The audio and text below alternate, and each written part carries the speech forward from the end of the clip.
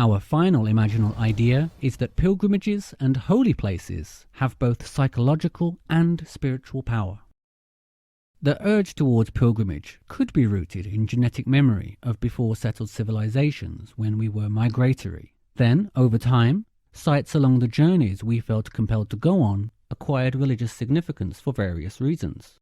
The impulse for pilgrimage is so deep that even in countries which ban it, it simply transmutes again into a socially accepted form. For example, the pilgrimages in communist Russia to Lenin's preserved body. It could also be argued that part of the popularity in tourism is an expression of this impulse.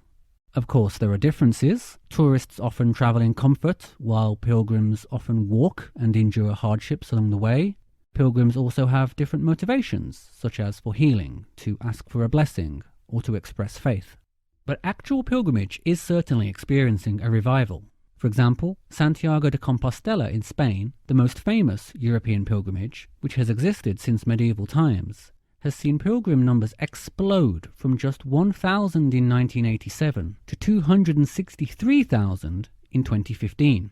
But the question remains, is there any actual power in these places?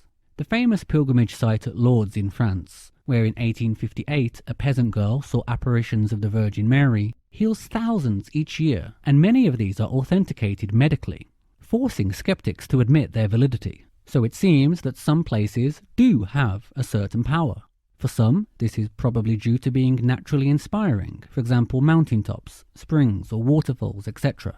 Others may have a flow of energy around the site. This can be understood in both spiritual and scientific terms, as by attempting to bridge heaven and earth, many sacred sites actually attract lightning strikes. Perhaps the sacredness of the oak in Celtic, Nordic and ancient Greek culture was precisely due to its proneness to being struck by lightning, and therefore blessed by the thunder god. Morphic resonance may also contribute to the spiritual power of these places, as by performing the pilgrimage, we draw upon the collected sanctity of all pilgrims who have trodden the same path before us. In that way, our own beliefs contribute to the collective spiritual power of these places. Some suggestions for this practice are to go on a pilgrimage. All over the world, many pilgrimage sites are being reopened. For example, in England, the British Pilgrimage Trust is reopening many ancient pilgrimage routes. Another suggestion is to turn your journeys into pilgrimages. Whenever you visit a new place, locate the spiritual center, be it church, synagogue, temple, etc., and pay your respects. This has the effect of linking you with the place you are in, as well as providing quiet moments for reflection.